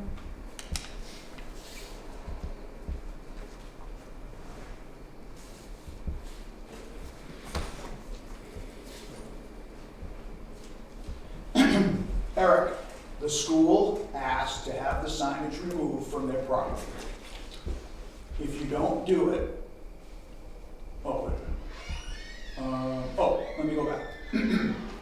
Per the chair of Jackson School Board and the superintendent of Zba 9, please remove the signage immediately. Do you have his number? Well, neither one of them are his. But I didn't really feel I had authority to give out their personal numbers or any numbers. So I said, I'm not at liberty to provide those if you don't have them. Please move the signage. Further, I said, I did forward the art sign picture to Kevin Bennett, though. Thanks for the heads up. He says, I will need to hear from him or her directly. This obviously is a civil matter. Do you intend to issue a citation? I responded, Eric, the school asked to have the signage removed from their property. If you don't do it, we'll have to. I don't think it's too much to ask since it's not your property and you don't have their permission. Chief, this is Mr. Mogensen. Chief, I believe it just to be a simple communication issue with Jackson Elementary. We have a fantastic relationship with them. Did you receive a complaint from them? Or did you call them and stir up drama like you normally do? You're welcome to me. I don't know what he meant by that. You're welcome to me, the school board chair, my direct cell phone number. I usually only deal with the admin team. It was very clear to me that even after being put on notice to remove the signs from Vets Triangle, by being put on notice that we had zoning ordinance rules and regulations he had to follow, and by putting him on notice that the superintendent of the SAU 9 wanted the signs moved, he still was not going to move them. So I said he had 15 minutes. I said, I'm not going to dignify your constant barrage of insults with a response. He says, 15 minutes till what? I said, till the signs are removed. By you? Did you call them and they had an actual issue with it? I said, yes, they have an issue with it. I told you that. They want it removed. He sends a lengthy email about being too busy, or text by being too busy. It would be very, very inappropriate to remove the event direction signage before we have an opportunity to check with the school. I'm sure you understand there's zero harm being done. I didn't understand that because I think the harm was the school wanted the signs moved. I have to think you have more important things to do for the town on this busy holiday weekend. I said they asked me to have the signs removed. Unless I hear otherwise, they will be removed. I'm giving you an opportunity to do so. If you choose not to, I really have no alternative unless otherwise directed. So now I'm in the unenviable position that the school has asked me to have property that is they don't want on their property, the signs, removed, and he's still refusing to do it. He responds, so I guess what I'm saying, zoning issue or not, they want the signs off their property, it's their property, and they have a responsibility to the property. His response was, since when are you doing civil property removals? Is this not an issue for Kevin Bennett? He says, Chief, the signage is important for the event. Obviously, if you would like to be actually helpful, you could simply connect me with whoever you spoke to on the school board. That would quickly solve the nothing burger that is the issue that you have again created out of thin air. You're also welcome to give me a call. When we last spoke in person, you rolled up your window and told me to go away. We removed the signs. Myself and Officer Eaton removed the signs. We waited 30 minutes. It was clear he wasn't going to remove them. About 10 past 4, we removed the signs. Following day. So what I would like to point out, though, is, can you pull up that statute that has been referenced? I want to make one other point, statutory construction point, about the duration of the violation. And it says that any person who violates any of the provisions of this title or any local ordinance, code, or regulation adopted under this title or any provision or specification or any application, plat, or plan approved by or requirement of the conditions of the permit or decision issued by any local administrator or land use board acting under the authority of this title shall be guilty of a misdemeanor if a natural person, felony if any other person, and shall be subject to a civil penalty of $275 for the first offense, comma, and $550 for subsequent offenses, comma, for each day that such violation is found to continue after the conviction date or after the date on which the violator received written notice from the municipality that the violator is in violation, whichever is earlier. Goes on to say each day that a violation continues shall be a separate offense. There's nothing in the language of that statute that would suggest you have to allow someone to violate a zoning ordinance for 24 hours. This statute, taken with the plain meaning of its intent and with the facts that he committed 2 violations within the same day, undermines the claim that there's a clock ticking that kicks in the offense, the violation of the fine. The subsequent days referenced in the statute, taken through plain meaning of the language, is that's for subsequent, that's the enhanced penalty for subsequent days. Not that you have to let somebody violate the law for 24 hours. There's nothing in the statute that says that. That is an inconsistent concept with jurisprudence and most statutory construction.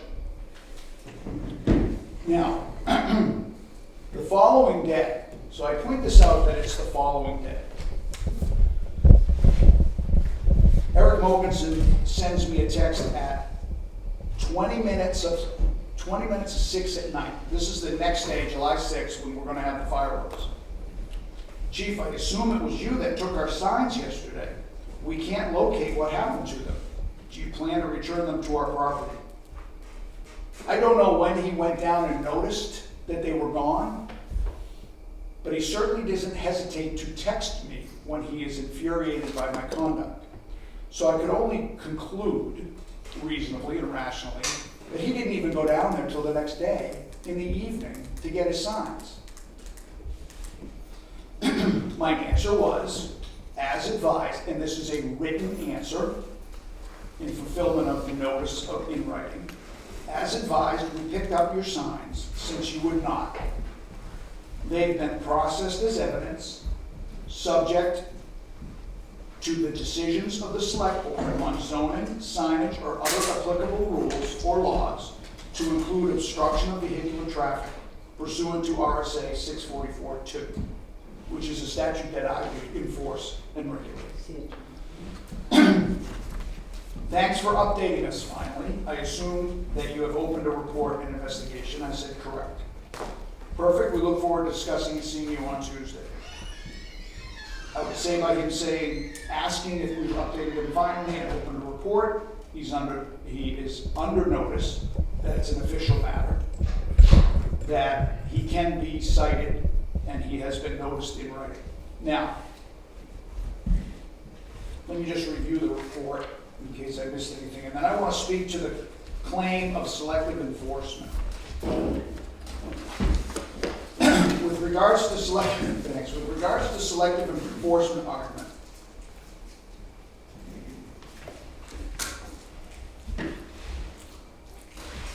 I would suggest to the board that when you're trying to decide whether any ordinance or statute or law is being fairly administered, you would consider the principles that similar cases get treated similarly and different cases get treated differently.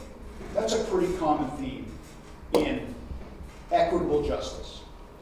On that particular day, because Mr. Morganson raised the issue of a second violation, or a different violation, that being the art sign, these are the actions that I took as an agent of the state. He sent me those pictures, and I immediately notified the road agent for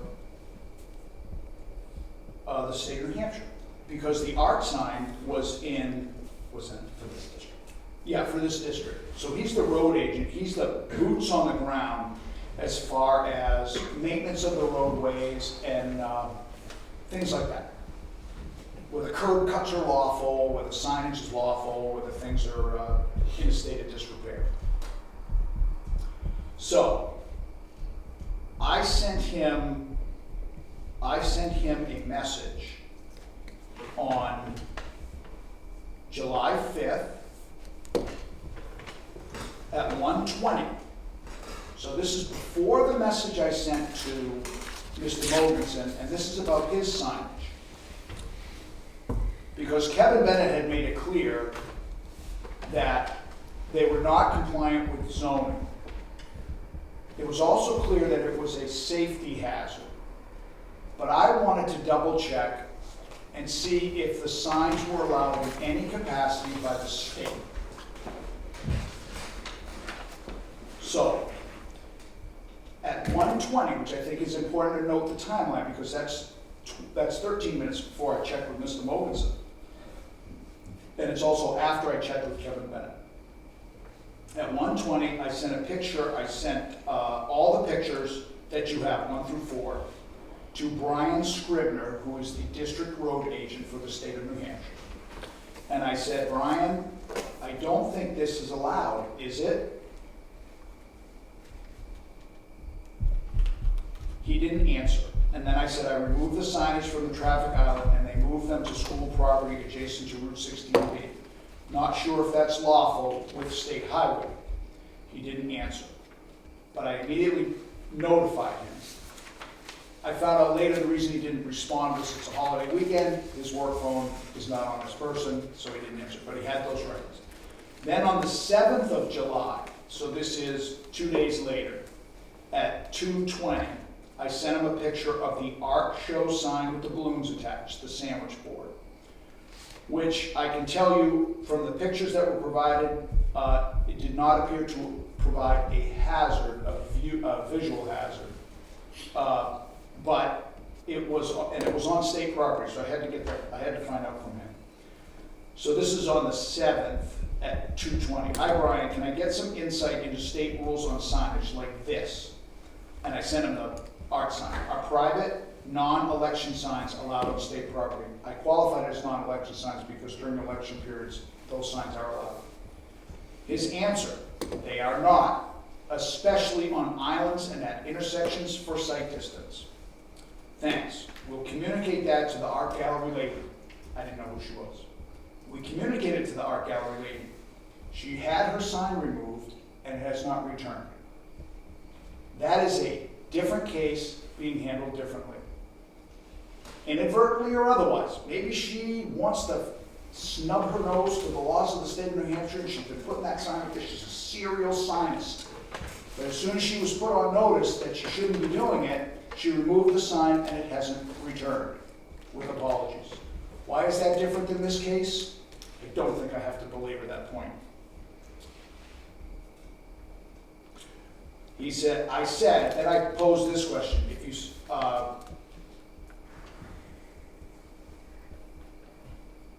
he says, he continues, if it happens on the weekends, because we had a phone conversation also later. He says, if it happens on the weekends and people can't be located, I said, if it happens on the weekends and people can't be located, do you want us to remove them if we can without damaging the signs?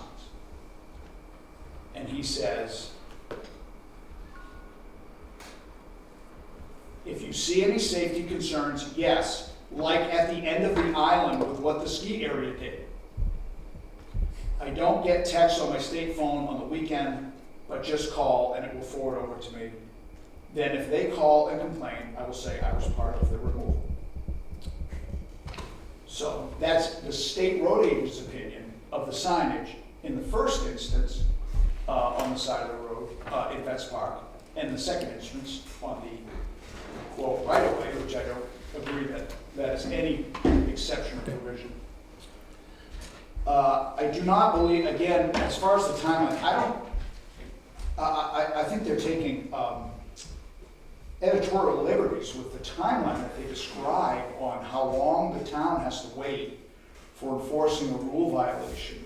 I think they're also they're convoluting two separate and distinct violations.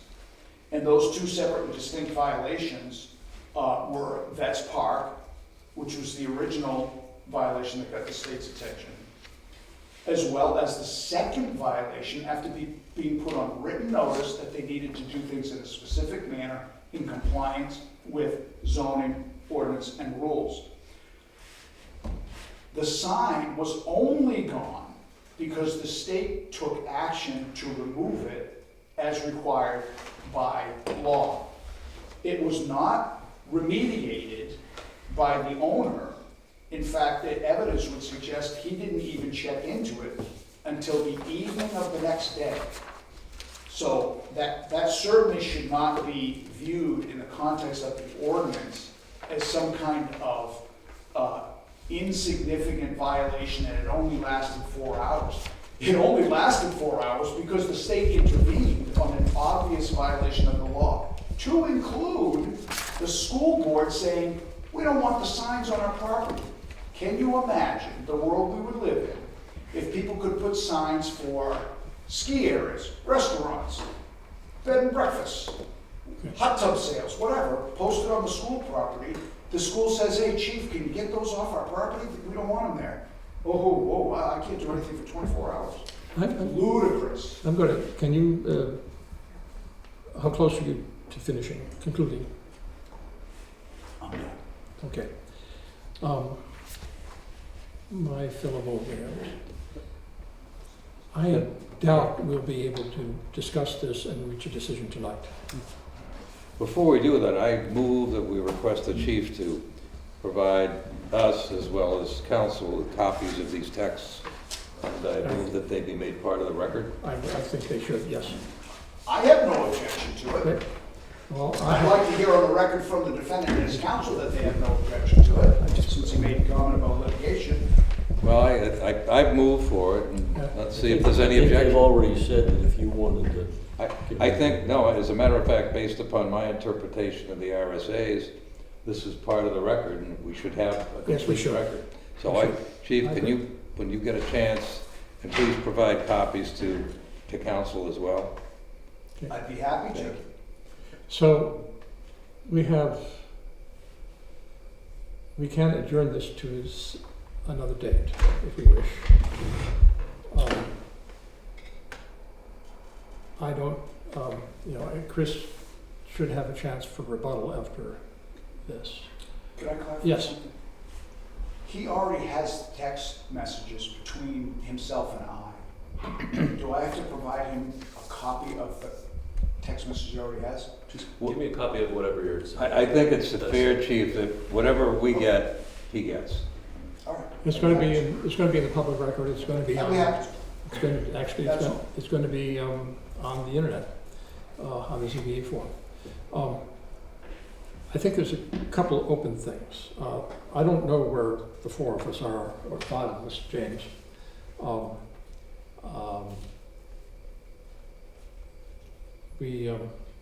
Chris, I think, should have a chance for rebuttal either tonight or when we next meet. Mm-hmm. I think I'm still uncomfortable about jurisdiction on the first and fifth points, and I probably will ask if Barbara Campbell is willing to have Jason Dennis, the town attorney, offer his opinion, and if there is an opinion, I'd give then Chris a chance to offer rebuttal. If I could Yes, go make a ahead. point of order, I believe Jason Dennis represents the Select board. select board. Yes. Correct. So he's probably conflicted out from advising this board, which sits in a I'm adjudicatory not capacity. I'm So, asking for the select board's position, not advise, I'm not asking them to advise us. I'm asking Barbara to provide the town's legal view, the select board's legal view on whether or not we should have jurisdiction or not on the municipal estoppel issue and violation of the RSA as it's like me providing you with my opinion. I mean, they're an interested party that has appellate rights. So, I mean, to the extent that you get an opinion, I mean, I can give an opposing opinion to the extent that Jason's is different, but they are an interested party. So if you're getting legal advice from an interested party's attorney, I think the zoning board has historically had separate counsel for questions like That's that. not entirely true, but it has happened at least once in my 15 years here. Well, do we need to consider that in executive session? Probably should, but, or actually we can discuss it now, but I think I'm trying to find the simplest way to move forward. Once we do, I can, perhaps as a first step, I can speak out, reach out to the New Hampshire Municipal Association, which has a legal service, and get their opinion. They offer that to planning boards and ZBAs.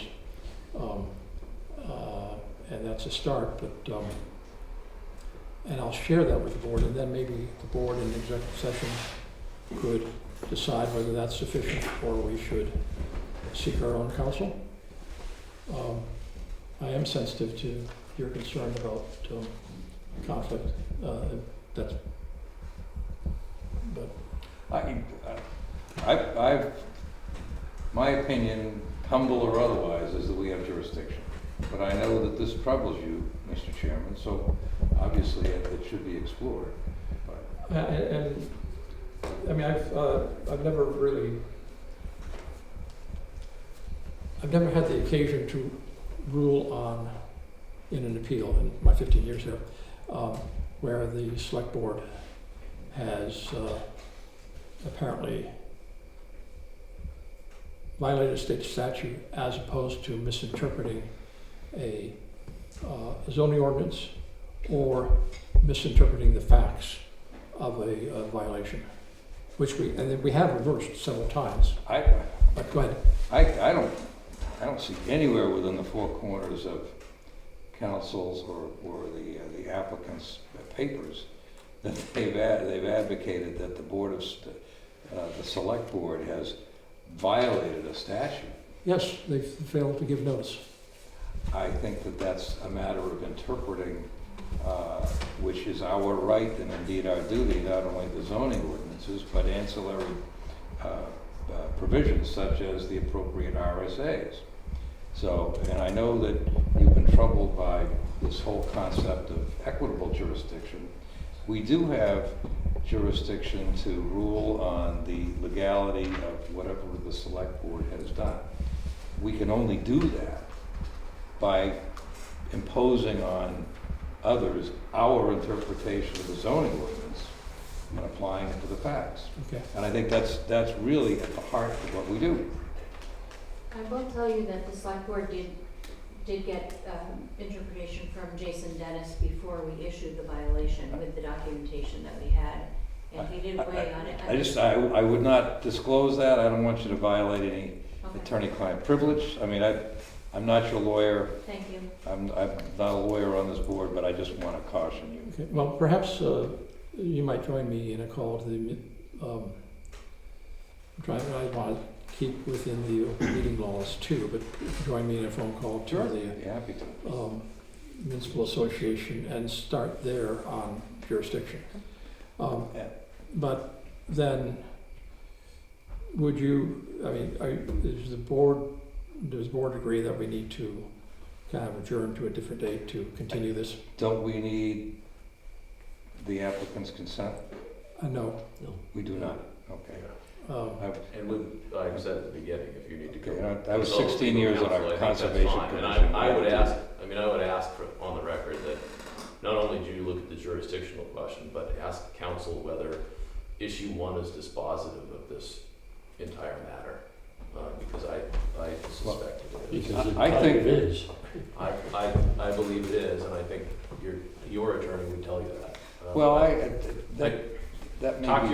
your attorney, but I would add, just as the applicant though too, right, like we are, we need to be realistic that it's a $275 fine, and that our point is that we disagree with the action that the town took, and we've come to you, we've presented a pretty well documented case quickly, and this process is meant to adjudicate things fairly quickly, and I would very much encourage the board, whether it's tonight or now, to just make a decision, and then we go with it. You know, it's not unusual for us to continue, Of course. and sometimes I more agree. than twice.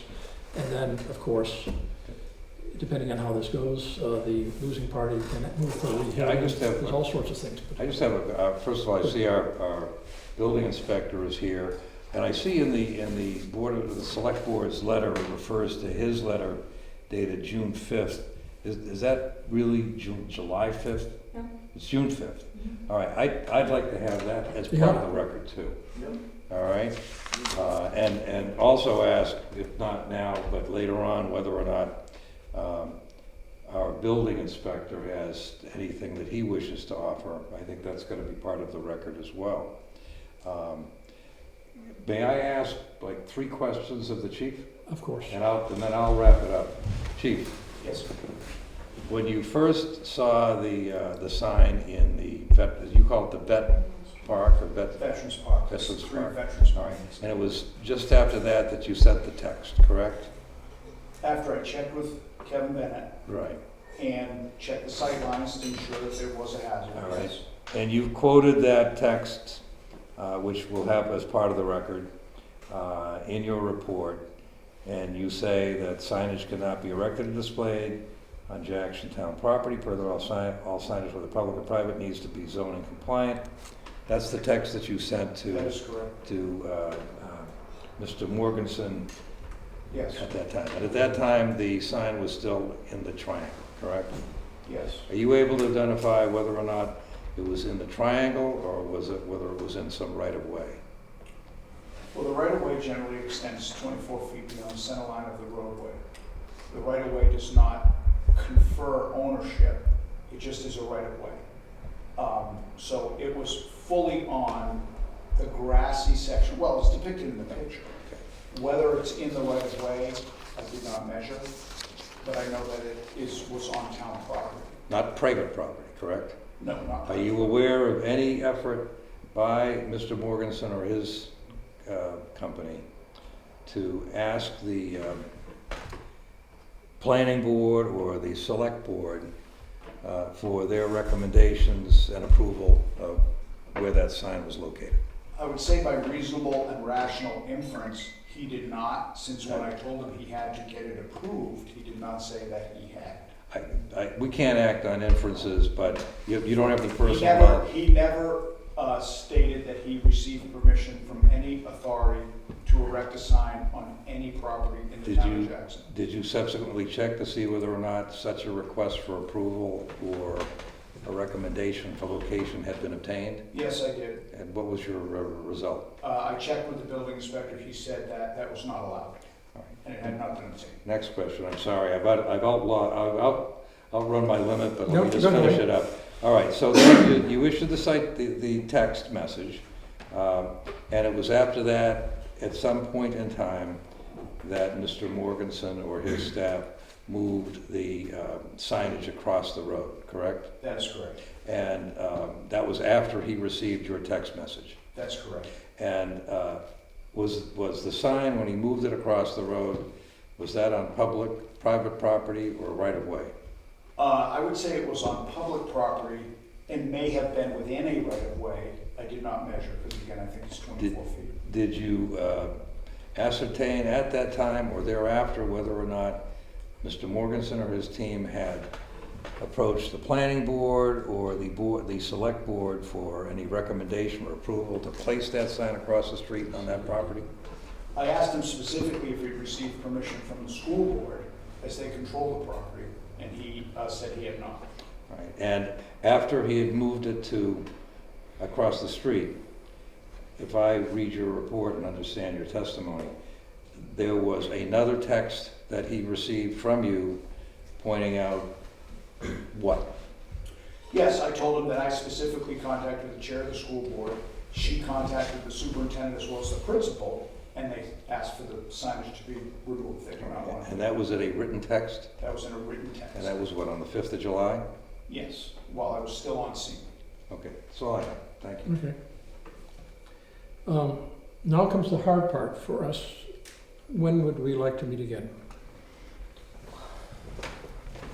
And I know Mr. Mason's out of town for 5 days. What do you have in mind, Mr. Chairman? My phone has died because it's gone so long. We obviously want to make sure counsel is Yes. available and his client. And I anticipate that we ask for rebuttal from the council, from Chris. Sure. And any other parties, including Chief Burley, if he wants to. Then we would then, the way this works is we would then kind of close the testimony part of the public hearing, and we would deliberate in public as to what to do on how to whether uphold or deny the appeal. And hopefully between those two meetings I'll have time to get a little bit of more color on my concerns about jurisdiction, because that, if it is as I fear, then that would limit some of the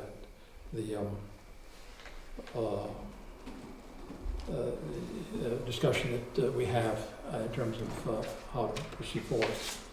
Then just remind everybody, once we make a decision, any aggrieved party can move for a rehearing, citing we made an error of law, or there's new evidence, or somehow we made a mistake that we should have. So people will have a second chance, of course, if they wish to pursue that. And after that rehearing is when the applicant, if they wish, can appeal to file a case with I think the land court of the Superior Court. Can I interject? With the understanding that you're going to go to your counsel, can you give me a couple minutes to respond to Chief Burley now? I'll be Yes. very brief. Yes. But essentially, as you can all tell, the relationship between Yes. Chief Burley and Mr. Mogensen is somewhat strained. And it has been long before this incident, and I won't go into that. But the timeline of this case, and I think as Chief Burley went through, where the sign was that Chief Burley thought was a hazard, Mr. Mogensen came down within a half an hour and moved it. Chief Burley, I believe, at the select board meeting conceded that where it was on the school property was not a hazard. The only issue was that he called the school board, and the school board thought we should, and I'm not quoting the words correctly, but thought we should ask Mr. Mogensen to remove the sign. Now, Chief Burley didn't give Mr. Mogensen Jessica Della Valla's number, nor did he pass along the actual message from Jessica Della Valla. He's again asking, in this tense relationship, for Mr. Mogensen to rely on Chief Burley's word. However, with respect to the statute, the sign was removed. The sign was gone within that day. The statute doesn't talk about whether there was intent to remove or who removed it or whether the state removed it or Mr. Mogensen removed it. The fact was that even if it is a zoning violation, which we don't concede, but for the point, this point, Well, don't concede it, but right, we don't, there's no but- permit, there's no request. Even when he moved across the street, he was still in violation of the sign ordinance. even if that, it's a sign violation, that sign violation was not there after the date on which the violator received written notice from the municipality. So, Well, it doesn't say really, as the chief points out, it says day. It's a little vague. It doesn't say 24 Yeah. hours. and again, that's why I say, ask your counsel. I don't think it's vague, I don't think it's ambiguous, I think there's case law on it that says it has to be present the next day. But Chief Purley gave him 15 minutes. He said, come back down. He knows he's operating the biggest event of the year, and he says, come back down in 15 minutes. The statute's designed to give the applicant time to consider what the zoning ordinance is, maybe go to their counsel, maybe talk to the person whose sign owns the property the sign is on. It's supposed to give that time. If it's still there after a day, I'll give you that, but it wasn't. And therefore, the selectmen aren't entitled to fine. And that's what I'd ask you to ask your counsel. Can I ask you this then? What, just hypothetically, and as you know, in the law, we don't like to deal with hypotheticals, but sometimes they're instructive. What happens if your client, anybody, put the sign in the middle of the road and was blocking traffic? And Chief Purley said, get down here immediately. Are you saying that violation did not occur because it had to be a violation in effect for 24 hours? Even Yes. though it was affecting For public safety? For zoning purposes, yes, but is it in the middle of the road? Can Chief Purley move it? Of course he can. But they brought it as a zoning violation, and they brought it under 275. So yes, if you're saying that sign in the middle of the road is an off-premises sign, and that's what you're trying to enforce, then yes. Can Chief Purley move it? Of course he can. So, just so I understand it, if it's in the middle of the road, it's not a violation, even though it might be blocking, No. let me just finish, so it's It is a blocking traffic, it has to be there for 24 hours before there's a violation. No, it can be a violation. It's 24 hours before the select board can issue a fine for it. That's the notice Under the zoning. provision, I'm telling you, I think maybe we're crossing each other's With your ideas. Let me just hypotheticals, finish, and then I'll get the thought, sometimes they come and go quickly. You have to differentiate between the violation and the notice. My point is that if somebody puts it in the middle of the road and it blocks traffic and creates a public safety issue, that's a violation. You would agree? Sure. All right. So, but the next issue is whether or not proper notice under the statute was given. Correct? No, you would bring, if I put a sign in the middle of the road, you wouldn't bring me for a zoning violation. You would bring me for, some sort of criminal violation or civil violation for endangering property. I didn't say it was That's an not excellent hypothetical, but Yeah. if the hour's late, then I'm an old guy, so I just try and get these things out. So But we're talking about a $275 fine for something that wasn't in the middle of the road and right. that was moved quickly. I'm just trying to ask your counsel one point, and that is, does it have to be a violation for a second? Or does it have to be a violation for 24 or more hours? And I would suspect in this case, and I'm not coming to any decisions, I'm not prejudging anything, I'm sincere when I say that, but at least based upon the report, the chief thought that public safety might have been involved. And the question is not notice, we can discuss that and get into that later on. But if it violated the statute, it was a violation. And we can discuss and hopefully decide upon the issue of whether or not proper notice has been given. That's all I'm saying. I'm sorry, I don't mean to be argumentative, it's just, Yeah, it's been a not long day. about proper notice, it's about. oh, you've crystallized the issue, and I understand the issue. I haven't decided it, but I certainly understand the issue. But thank you for it. Okay. This is September 4th. Do I have an option to read the notice? I'm sorry, You'll get an opportunity to rebut, what he just said, just to what he said. just very, very briefly, Chief. Thank you. First of all, I think it's a mischaracterization and an intentional attempt to obfuscate the violation of the sign ordinance, to characterize my relationship with Mr. Morganson, or to use that characterization as some kind of justification. I read you verbatim those texts. There was nothing but professional and polite language used by me, and nothing but snide and snarky responses by Mr. Morganson. He also wants you to believe that for some reason, 24-hour time period, the violations and the fine turns on a 24-hour time period.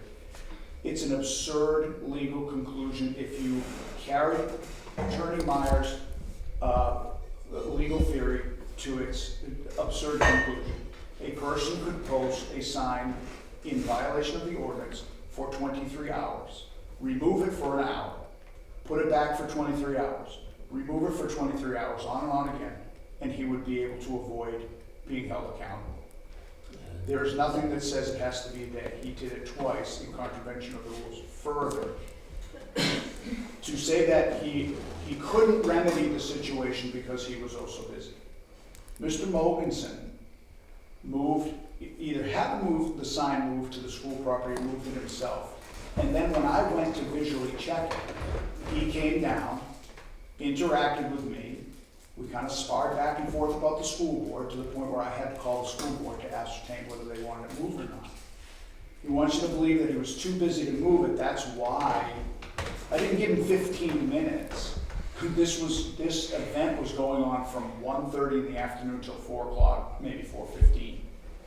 If he had the time to come down and interact with me in an antagonistic manner, when I'd already told him that, asked him if he checked with the school, he certainly had time to come down and remedy the situation. So it is a false representation that he was incapable, either he or his staff, of moving the sign from school property, and he should be somehow forgiven for the violation for that. Because he showed that he could come down, because he came down to talk to me about it. And further, the state was in the enviable position that you had a violation of the zoning ordinance, but you also had the board that's responsible for the property asking for the property to be removed, and the owner refusing to do it. What other remedy could be done than to remove it? Had it not been removed, that sign violation would have just continued and continued and continued.